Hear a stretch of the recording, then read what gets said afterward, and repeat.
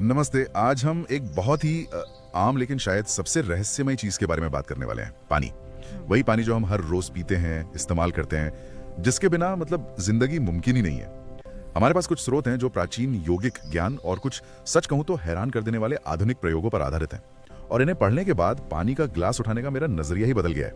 ये सच है। हम अक्सर पानी को बस H2O के रूप में देखते हैं, एक सीधी सादी चीज। लेकिन इन स्रोतों के अनुसार ये एक तरल डेटा स्टोरेज डिवाइस की तरह है, जो अपने आसपास की हर ऊर्जा, हर भावना, हर इरादे को रिकॉर्ड कर सकता है। ये तो बहुत बड़ा दावा है। हाँ, बहुत बड़ा। और आज हम इसी की परतों को खोलने की कोशिश करेंगे। बिल्कुल। हम ये समझने की कोशिश करेंगे कि क्या पानी में सच में याददाश्त होती है, क्या हमारे विचार हमारे शरीर के पानी को बदल सकते हैं, और क्या पानी पीने का कोई सही या गलत तरीका भी होता है।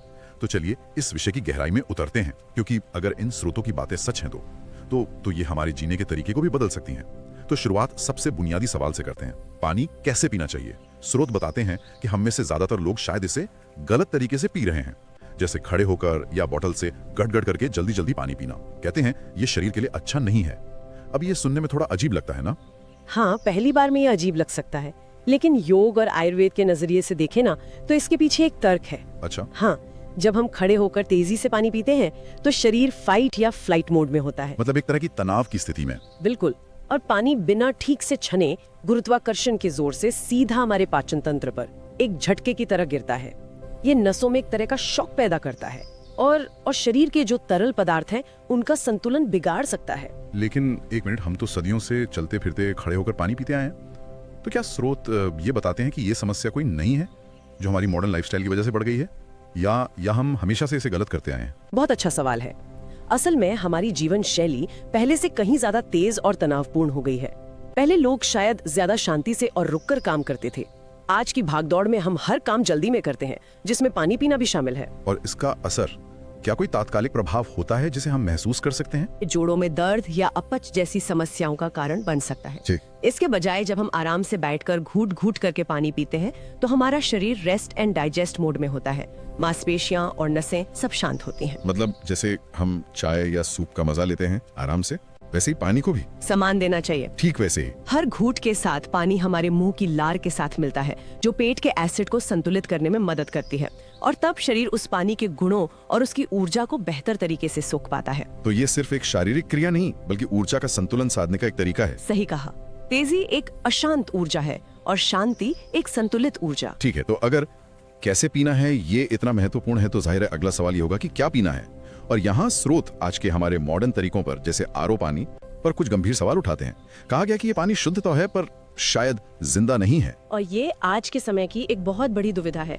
हम शुद्धता के पीछे भागते भागते पानी के जीवन को ही खत्म कर देते हैं। आरओ की जो प्रक्रिया है, रिवर्स ऑस्मोसिस, वो पानी में से अशुद्धियों के साथ साथ 90% से ज्यादा जरूरी खनिज भी निकाल देती है, जैसे कैल्शियम और मैग्नीशियम। हाँ, कैल्शियम, मैग्नीशियम, ये सब निकल जाते हैं। नतीजा होता है कि ऐसा पानी जो रासायनिक रूप से तो शुद्ध है, लेकिन उसकी प्रकृति एसिडिक हो जाती है। बिल्कुल। और ऊर्जा के स्तर पर वो मृत समान है। मैं समझता हूँ, लेकिन लाखों लोगों के लिए, खासकर शहरों में, आरओ ही साफ पानी का एकमात्र जरिया है। तो क्या स्रोत कोई बीच का रास्ता सुझाते हैं? क्या हम इस मृत पानी को फिर से जीवंत करने के लिए कुछ कर सकते हैं? बिल्कुल। और यहीं पर प्राचीन ज्ञान काम आता है।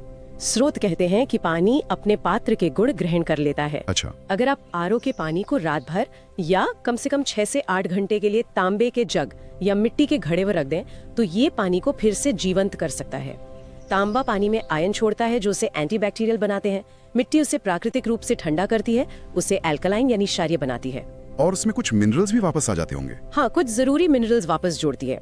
ये एक बहुत आसान सा उपाय है जो कोई भी कर सकता है। और प्लास्टिक की बोतलों के बारे में क्या? स्रोत में उनका भी जिक्र है। हाँ, प्लास्टिक की बोतलों को लेकर तो गंभीर चिंता जताई गई है। जब पानी लंबे समय तक प्लास्टिक में रहता है, खासकर अगर बोतल धूप में गर्म हो जाए, तो प्लास्टिक से माइक्रोप्लास्टिक्स और बीपीए जैसे हानिकारक रसायन पानी में घुल सकते हैं। और ये हमारे हार्मोन्स पर असर करते हैं। बिल्कुल। ये रसायन हमारे शरीर में हार्मोनल असंतुलन पैदा कर सकते हैं। तो तांबा, मिट्टी या कम से कम स्टील या कांच की बोतलें हमेशा बेहतर विकल्प हैं। यहाँ से बात एक बहुत ही दिलचस्प और सच कहें तो विवादास्पद मोड़ लेती है। स्रोत में डॉक्टर मसारू इमोटो के प्रयोगों का जिक्र है, जिन्होंने साइंस की पारंपरिक समझ को चुनौती दी। उनका दावा था कि पानी हमारे विचारों, शब्दों और भावनाओं पर प्रतिक्रिया करता है। ये क्रांतिकारी विचार है। डॉक्टर इमोटो ने दुनिया के अलग अलग स्रोतों से पानी के सैंपल लिए, उन्हें जमाया और फिर हाई स्पीड फोटोग्राफी के जरिए उनके बर्फ के क्रिस्टल्स की तस्वीरें ली। और उन्होंने क्या पाया? उन्होंने पाया कि साफ प्राकृतिक झरनों का पानी बहुत ही सुंदर, सममित और जटिल ज्यामितीय क्रिस्टल बनाता था। वहीं प्रदूषित या नल के पानी के क्रिस्टल बेडौल, टूटे फूटे और कुरूप होते थे। लेकिन उनका सबसे मशहूर प्रयोग तो इंसानी भावनाओं को लेकर था। उन्होंने पानी की बोतलों पर अलग अलग शब्द लिखे थे, एक पर प्यार और कृतज्ञता और दूसरी पर तुम मुझे बीमार करते हो। हाँ, और जब इन सैंपल्स को जमा कर देखा गया तो नतीजे चौंकाने वाले थे। प्यार वाले पानी के क्रिस्टल किसी बर्फीले फूल की तरह बेहद खूबसूरत थे, और नफरत वाले पानी के क्रिस्टल पूरी तरह से विकृत और भद्दे थे। उन्होंने ये प्रयोग संगीत के साथ भी किया। मोजार्ट के संगीत को सुनने वाले पानी ने सुंदर क्रिस्टल बनाए, जबकि हेवी मेटल संगीत पर क्रिस्टल बिखर गए। बिल्कुल। इसका सार ये है कि पानी अपने आसपास के कंपन या वाइब्रेशंस को दर्ज कर रहा है, चाहे वो ध्वनि की हो, शब्दों की या फिर भावनाओं की। ये सुनने में तो अविश्वसनीय लगता है। क्या स्रोत ये भी बताते हैं कि ये होता कैसे है? मतलब पानी के अणुओं में ऐसी कौन सी खूबी है जो उन्हें शब्दों या भावनाओं को याद रखने में मदद करती है, या ये अभी भी एक रहस्य है? देखिए, मुख्यधारा का विज्ञान अभी तक इसका कोई ठोस जवाब नहीं दे पाया है, और इसीलिए डॉक्टर इमोटो का काम अक्सर विवादों में रहता है। वैज्ञानिक कहते हैं कि पानी के अणुओं की संरचना बहुत तेजी से बदलती है और वे कोई स्थायी मेमोरी नहीं रख सकते। लेकिन यौगिक विज्ञान का नजरिया अलग है। हाँ, बिल्कुल अलग। वो कहता है कि हर चीज कंपन है, हर शब्द, हर विचार एक खास फ्रीक्वेंसी पर वाइब्रेट करता है। पानी अपनी तरल और ग्रहणशील प्रकृति के कारण इन कंपनों के प्रति बेहद संवेदनशील होता है और उनकी छाप को अपनी आणविक संरचना में अस्थायी रूप से धारण कर लेता है। तो अगर हम इस विचार को एक पल के लिए मान लें तो इसके परिणाम तो बहुत गहरे हैं। हमारा शरीर 70% से ज्यादा पानी से बना है। इसका मतलब तो ये हुआ कि हर नकारात्मक विचार, हर पल का गुस्सा या तनाव एक तरह से शाब्दिक रूप से हमारे शरीर में जहर घोलने जैसा है। बिल्कुल, ये सिर्फ एक मुहावरा नहीं बल्कि एक आणविक सच्चाई हो सकती है। कमाल है। मतलब पानी को सचमुच बुरा लग रहा था। ये सोचना ही अजीब है कि अगली बार जब मैं ट्रैफिक में चिल्लाऊंगा तो मेरी पानी की बोतल में रखे पानी के क्रिस्टल शायद बिखर जाएंगे। हाँ, हो सकता है। और यही वजह है कि लगभग हर संस्कृति में भोजन या पानी को ग्रहण करने से पहले प्रार्थना करने की परंपरा है। ये सिर्फ भगवान को धन्यवाद देना नहीं है, बल्कि उस भोजन या पानी को सकारात्मक इरादे और कृतज्ञता से चार्ज करना है। बिल्कुल, ताकि वो हमारे शरीर के लिए ज्यादा फायदेमंद हो। योग में मंत्रों का जाप भी इसी सिद्धांत पर काम करता है। मंत्र सिर्फ शब्द नहीं बल्कि खास ध्वनियां और कंपन है जो हमारे शरीर के अंदर के पानी को एक व्यवस्थित और सामंजस्यपूर्ण ऊर्जा से चार्ज करते हैं। ये समझ हमें जल साधना की ओर ले जाती है, जिसका जिक्र स्रोत में है। इसमें पानी को चेतना के साथ इस्तेमाल करने के कई तरीके बताए गए हैं, जैसे सुबह उठते ही बासी मुंह पानी पीना, जिसे उष्णपान कहते हैं।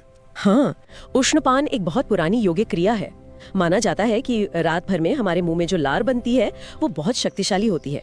अच्छा जी, उसमें कई एंजाइम्स होते हैं जो पाचन में मदद करते हैं और शरीर को शुद्ध करते हैं। जब हम सुबह उठकर सबसे पहले पानी पीते हैं तो ये लार पेट में जाकर सफाई का काम करती है। और इसके अलावा कुछ और सूक्ष्म बातें भी हैं, जैसे पानी पीते समय पूर्व या उत्तर दिशा की ओर मुंह करना। ऐसा क्यों? क्योंकि माना जाता है कि यह शरीर के ऊर्जा प्रवाह के साथ बेहतर तालमेल बिठाता है। स्रोत में पूर्णिमा की चंद्र ऊर्जा का भी जिक्र है कि उस रात पानी चार्ज हो जाता है और उसके औषधीय गुण बढ़ जाते हैं। ये सब सुनने में बहुत रहस्यमय लगता है। रहस्यमय जरूर लगता है, लेकिन यह इस विचार पर आधारित है कि पानी सिर्फ एक पदार्थ नहीं बल्कि ब्रह्मांडीय ऊर्जाओं के प्रति संवेदनशील है। जैसे चांद समुद्र में ज्वार भाटा पैदा कर सकता है, वैसे ही वो हमारे शरीर के पानी पर भी सूक्ष्म प्रभाव डालता है। और पूर्णिमा की ऊर्जा को सबसे ज्यादा शक्तिशाली माना जाता है। हाँ, सबसे शक्तिशाली और सकारात्मक। ये सब हमारे डीएनए से कैसे जुड़ता है? स्रोत कहते हैं कि पानी हमारे डीएनए तक बड़ा असर डाल सकता है। ये तो और भी गहरा हो गया। इसका गहरा संबंध है। स्रोत के अनुसार शरीर का पानी हमारे डीएनए के लिए एक वातावरण की तरह काम करता है। इसे ऐसे समझें कि डीएनए एक बीज है और शरीर का पानी वो मिट्टी है जिसमें वह बीज है। अच्छा, अगर मिट्टी पोषक तत्वों से भरपूर, साफ और संतुलित है तो बीज फलेगा, फूलेगा और स्वस्थ रहेगा।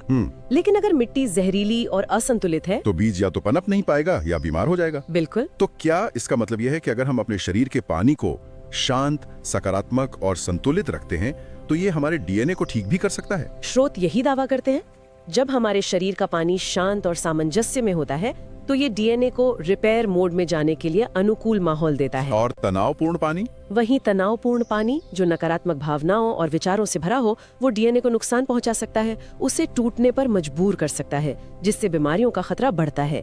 यहाँ तक कि ये वंशानुगत यादों यानी एपिजेनेटिक्स को भी प्रभावित कर सकता है। एपिजेनेटिक्स यानी वो यादें और आघात जो हमें अपने पूर्वजों से मिलते हैं, पानी उन्हें कैसे धो सकता है? ये एक बहुत ही गहरा पहलू है।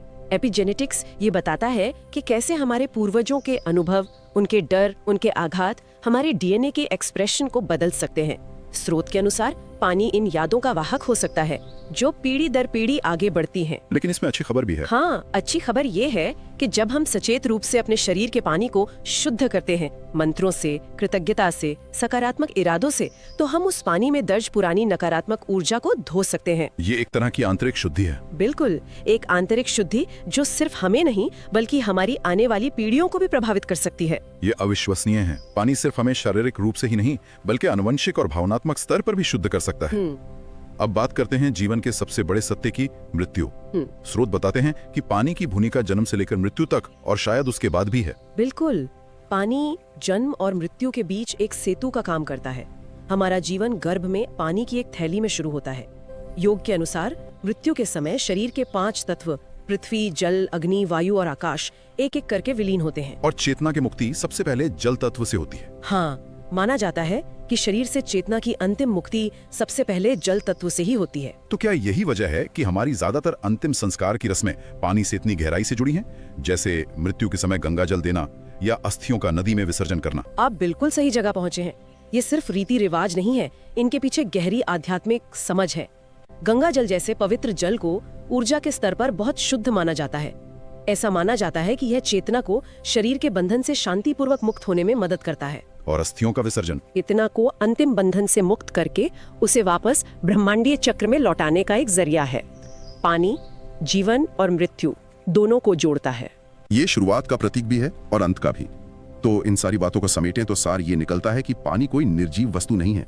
ये एक जीवंत, संवेदनशील साथी है जो हमारी भावनाओं, हमारे इरादों को सुनता है, याद रखता है और हमारे अस्तित्व के हर पहलू को आकार देता है। और इसीलिए इसे सम्मान देना महत्वपूर्ण है। ये सम्मान कई तरीकों से दिखाया जा सकता है। इसे सकारात्मक भावनाओं से चार्ज करके, इसे सही तरीके से बैठकर पीकर, और इसे मिट्टी या तांबे जैसे शुद्ध बर्तनों में रखकर। बिल्कुल। अगली बार जब पानी का ग्लास उठाएं तो एक पल के लिए रुकें, उस पानी के प्रति कृतज्ञता महसूस करें जो आपको जीवन दे रहा है, क्योंकि वो पानी आपकी हर भावना और हर इरादे को याद रखकर आपके शरीर का हिस्सा बनने जा रहा है। ये वाकई हमारे नजरिए को पूरी तरह से बदल देता है। आज की इस चर्चा के बाद हम एक विचार के साथ आपको छोड़ जाते हैं। अगर हमारे शब्द और भावनाएं एक ग्लास पानी की संरचना को बदल सकते हैं, तो सोचिए एक पूरे शहर की सामूहिक चेतना, उनकी प्रार्थनाएं, उनका डर, उनकी आशा हमारे आसपास के बड़े जल स्रोतों जैसे नदियों, झीलों और बारिश पर क्या असर डालती होंगी। ये एक बहुत बड़ा प्रश्न है। क्या हम अपने सामूहिक विचारों और भावनाओं से अपने पर्यावरण के पानी को भी प्रदूषित या शुद्ध कर रहे हैं? शायद पानी सिर्फ हमारी व्यक्तिगत चेतना का ही नहीं बल्कि हमारी सामूहिक चेतना का भी एक आईना है। इस पर विचार करना जरूरी है।